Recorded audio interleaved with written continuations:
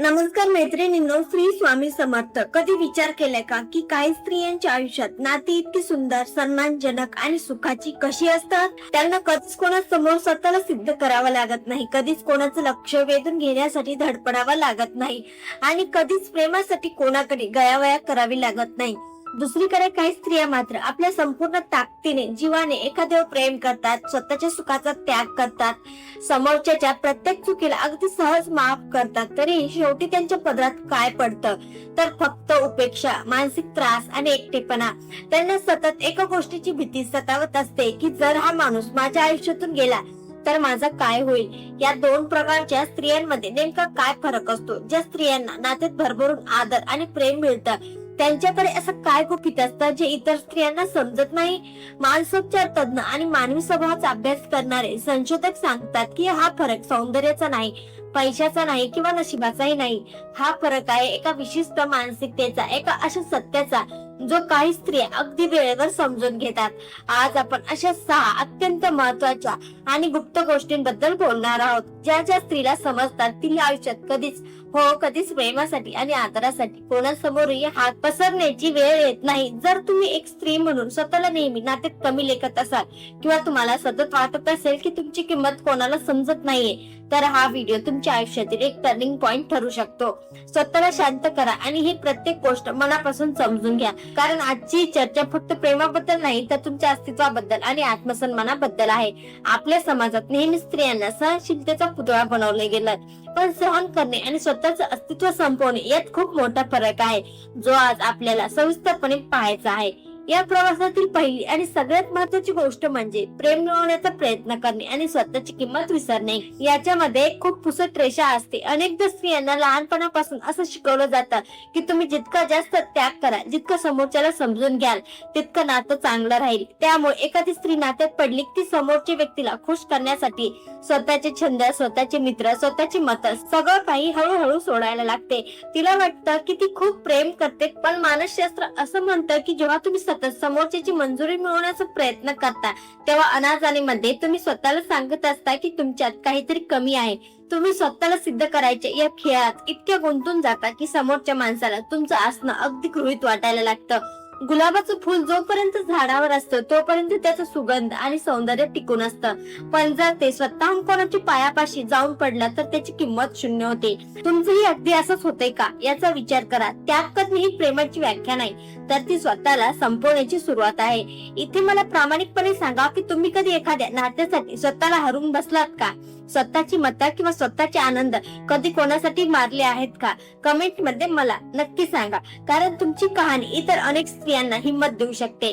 जेव्हा आपण एखाद्याच्या प्रेमासाठी स्वतःची आवड निवड बाजूला ठेवतो तेव्हा सुरुवातीला ते खूप गोड वाटतं, पण हळूहळू ती एक सवय बनते आणि समोरची व्यक्ती तुमच्या त्या त्यागाचा आदर करणं बंद करते. कारण माणसाचा स्वभाव असा आहे की जी गोष्ट त्याला सहज आणि विनासायास मिळते त्याची किंमत तो कधीच करत नाही. जर तुम्ही स्वतःलाच एका कोपऱ्यात ढकलून दिले असेल तर समोरच्याने तुम्हाला डोक्यावर घ्यावं अशी अपेक्षा करणे चुकीचे आहे. आता या पहिल्या पायरीवर आपण जेव्हा थोडं पुढे जातो तेव्हा आपल्या लक्षात येतं की दुसरी महत्वाची गोष्ट म्हणजे कोणाची तरी स्वीकृती तुमची किंमत ठरू शकत नाही. आपल्याला प्रत्येकाला वाटतं की समाजाने, आपल्या माणसाने आपल्याला स्वीकारावं, कौतुक करावं. ही माणसाची एक नैसर्गिक गरज आहे, पण गडबड तिथे होते जेव्हा आपण आपली संपूर्ण किंमत दुसऱ्या व्यक्तीच्या मूडवर आणि त्याच्या आवडीनिवडीवर सोडून देतो. जर आज त्याने कौतुक केलं तर आपल्याला स्वतःबद्दल खूप छान वाटतं, पण जर तोच माणूस उद्या आपल्याला सोडून गेला किंवा आपल्याकडे दुर्लक्ष करायला लागला तर आपल्याला वाटतं की कदाचित आपल्यातच काहीतरी दोष असेल. पण विचार करा, एखाद्या माणसाने तुम्हाला नाकारलं याचा अर्थ तुम्ही वाईट आहात असा होत नाही. अनेकदा लोक त्यांच्या स्वतःच्या मानसिक परिपक्वतेमुळे, त्यांच्या स्वतःच्या स्वार्थामुळे किंवा भीतीमुळे निर्णय घेतात. तुमची किंमत ही सोन्यासारखी आहे. समोरच्याला सोनं ओळखता आलं नाही म्हणून सोन्याची किंमत लोखंडाच्या भावात जात नाही. ज्या दिवशी तुम्ही हे समजून घ्याल त्या दिवशी तुम्ही स्वतःला लोकांच्या नजरेतून बघणं बंद कराल आणि स्वतःच्या नजरेत ताठ मानेने उभ्या राहाल. आपण अनेकदा पाहतो की एखाद्या स्त्रीला तिच्या रागावरून, रूपावरून किंवा गुणांवरून नाकारलं जातं. अशा वेळी ती स्त्री तासन तास आरशासमोर उभी राहून स्वतःमध्ये दोष शोधत राहते. ती स्वतःला विचारते की मी का पुरेशी सुंदर नाहीये, मी का कोणाला आवडत नाहीये. पण विचार करा, जर एखाद्या व्यक्तीला शास्त्रीय संगीत आवडत नसेल तर याचा अर्थ शास्त्रीय संगीत वाईट आहे का? अजिबात नाही. दोष ऐकणाऱ्याच्या आवडीत आहे, संगीतात नाही. तसेच दोष तुमच्यात नसून तुमच्या गुणांची किंमत न करू शकणाऱ्या त्या व्यक्तीच्या मानसिकतेत आहे. या आत्मविश्वासाच्या बळावर जेव्हा तुम्ही स्वतःकडे पाहायला लागता तेव्हा तुम्हाला तिसरं सत्य उमजेल, जे ऐकायला कदाचित थोडं कडू वाटू शकतं, पण ते तितकंच खरं आहे. ते सत्य म्हणजे जी स्त्री एकटी राहण्याला घाबरते ती स्त्री नेहमी चुकीच्या माणसांना घट्ट पकडून ठेवते. अनेकदा स्त्रिया म्हणतात की मी त्या व्यक्तीवर खूप प्रेम करते म्हणून मी हे सगळं सहन करते. पण जर तुम्ही तुमच्या मनाच्या कोपऱ्यात प्रामाणिकपणे डोकावून पाहिलं तर तुम्हाला समजेल की ते प्रेम नाहीये, तर ती एकटे पडण्याची भीती आहे.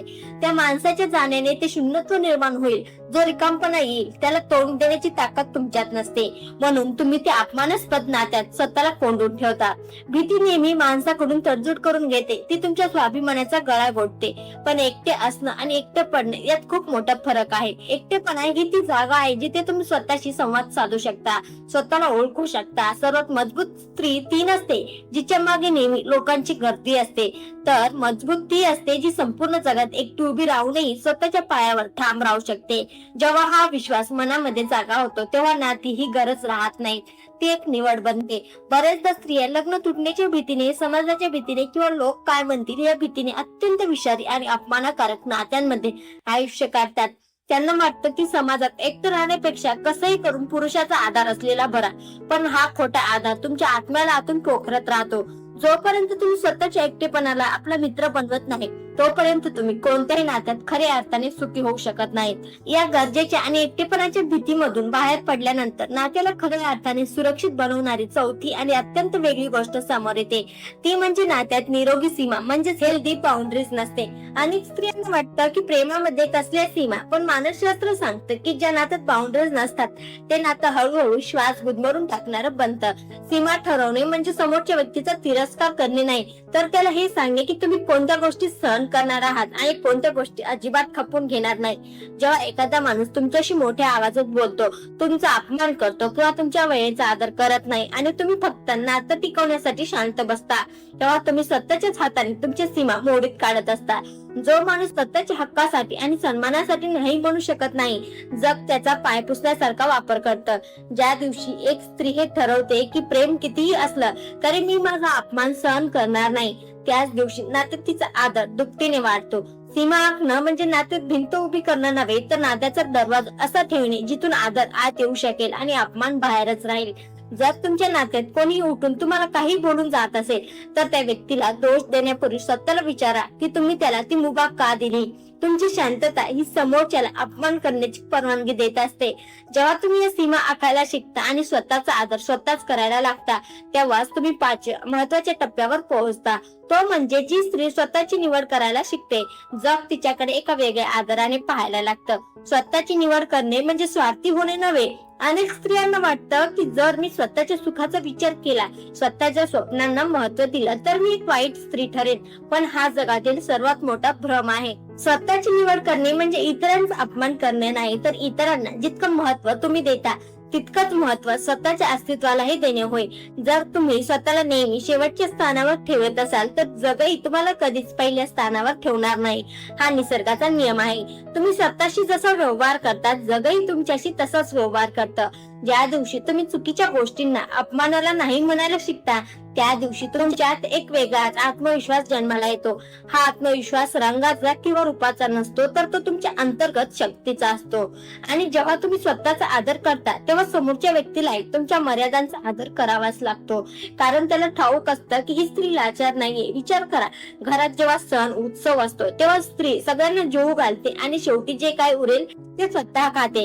ही तिची माया आहे. पण ही माया जेव्हा तिच्या संपूर्ण आयुष्याचा पॅटर्न बनते तेव्हा ती घातक ठरते. स्वतःच्या आरोग्याकडे दुर्लक्ष करणे, स्वतःच्या आनंदाला दुय्यम स्थान देणे हे थांबवून जेव्हा तुम्ही स्वतःसाठी वेळ काढता तेव्हा लोकांना समजते की तुमची एक स्वतंत्र आहे. या आदराच्या भावनेतूनच मग नात्याची खरी व्याख्या स्पष्ट होते, जी आपली 6वी आणि शेवटची महत्वाची गोष्ट आहे.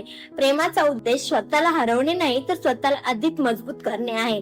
बरेच लोक नात्याकडे अशा दृष्टीने पाहतात की दोन अपूर्ण माणसं एकत्र येऊन पूर्ण होतात. पण नातं म्हणजे दोन अपूर्ण माणसाचा खेळ नाही, तर दोन पूर्ण व्यक्तींनी एकत्र येऊन एकमेकांचे आयुष्य अधिक सुंदर आणि समृद्ध करणे आहे. जर तुम्ही अशी अपेक्षा ठेवत असाल की समोरचा माणूस तुमच्या आयुष्यातील सगळं दुःख दूर करू शकेल, तुम्हाला आनंद देईल, तर तुम्ही एक अशक्य अपेक्षा ठेवत आहात. कोणताही माणूस तुमच्या मनातील रिकामपणा भरून काढू शकत नाही.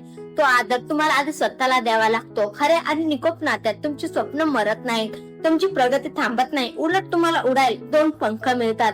जिथे तुमची ओळख लहान होत नाही, तर ती अधिक मोठी होते. जेव्हा तुम्ही एखाद्या व्यक्तीला तुमच्या आयुष्याचा केंद्रबिंदू बनवत नाही, तेव्हा तुम्ही नात्यात वाहून जात नाही, तर नात्याला अत्यंत सुंदर पद्धतीने सांभाळता. प्रेम हे एका सुंदर बागेसारखं असलं पाहिजे, जिथे 2 स्वतंत्र झाड एकमेकांची सोबतीने वाढतात, एकमेकांना सावली देतात, पण एकमेकांचा सूर्यप्रकाश कधीच हिरावून घेत नाहीत. जर एखादं नातं तुम्हाला मानसिक दृष्ट्या कमजोर करत असेल, तुमचा आत्मविश्वास कमी करत असेल, तर ते प्रेम असू शकत नाही. या 6 गोष्टी केवळ ऐकण्यासाठी किंवा वाचण्यासाठी नाहीत, तर त्या तुमच्या मनामध्ये खोलवर रुजवण्यासाठी आहेत. आजपर्यंत जर तुम्ही प्रेमासाठी, एका गोड शब्दासाठी किंवा कोणाच्या तरी थोड्याशा वेळेसाठी स्वतःला कमी लेखत आला असाल, तर आज या क्षणी थांबण्याची गरज आहे. खरी समस्या कधीच समोरच्या व्यक्तीमध्ये नसते, ती आपल्या स्वतःच्या मानसिकतेत असते. जोपर्यंत आपण स्वतःला गृहीत धरत राहू, तोपर्यंत जग आपल्या भावनांशी खेळत राहील. ज्या दिवशी तुम्ही स्वतःची किंमत ओळखाल, त्या दिवशी तुम्हाला कोणाकडे प्रेमाची आणि आदराची भीक मागावी लागणार नाही. नातं नक्कीच महत्वाचं असतं, पण स्वतःच्या अस्तित्वापेक्षा आणि आत्मसन्मानापेक्षा मोठे या जगात काहीच नाही. हे संपूर्ण आयुष्य तुमचं आहे आणि त्याचा रिमोट कंट्रोल दुसऱ्या कोणाच्या हातात देणे म्हणजे स्वतःच्या पायावर धोंडा पाडून घेण्यासारखे आहे. तुमच्या भावना, तुमची स्वप्न, तुमचा आदर यावर फक्त आणि फक्त तुमचा अधिकार असायला हवा. जेव्हा तुम्ही मानसिकतेतून जगाकडे पाहायला लागता, तेव्हा तुमचं जगणं पूर्णपणे बदलून जातं. मग कोणी आलं किंवा कोणी गेलं, तरी तुमच्या अंतर्मनातील शांतता कधीच भंग पावत नाही. लक्षात ठेवा, तुमची किंमत कोणाच्या स्वीकारावर अवलंबून नाही. तुम्ही स्वतःमध्ये पूर्ण आहात, सन्मानास पात्र आहात. जेव्हा तुम्ही स्वतःचा आदर करता, तेव्हा संपूर्ण ब्रह्मांड तुमच्या पाठीशी उभं राहतं. स्वतःला कधीही कोणापेक्षा कमी समजू नका, कारण तुम्ही देवाची एक अत्यंत सुंदर आणि मौल्यवान निर्मिती आहात. तुमच्यात ती ताकद आहे जी संपूर्ण जगाला बदलू शकते. मग तुम्ही एका नात्यासाठी का रडत बसता? स्वतःच्या पायावर उभे राहा, स्वतःच्या विचारांना पंख द्या आणि स्वाभिमानाने जगणे सुरू करा. ज्या दिवशी तुमच्या चेहऱ्यावर हा खरा आणि आंतरिक आत्मविश्वास दिसेल, त्या दिवशी जगातील प्रत्येक व्यक्ती तुमच्या समोर नतमस्तक होईल. प्रेमाची भिकारी बनण्यापेक्षा आपल्या स्वाभिमानाची राणी बनून जगण्यात जी मजा आहे, ती कशातच नाही. स्वतःवर मनापासून प्रेम करा, स्वतःला जपा आणि आयुष्यातील प्रत्येक क्षणाचा आनंद घ्या. श्री स्वामी समर्थ. धन्यवाद.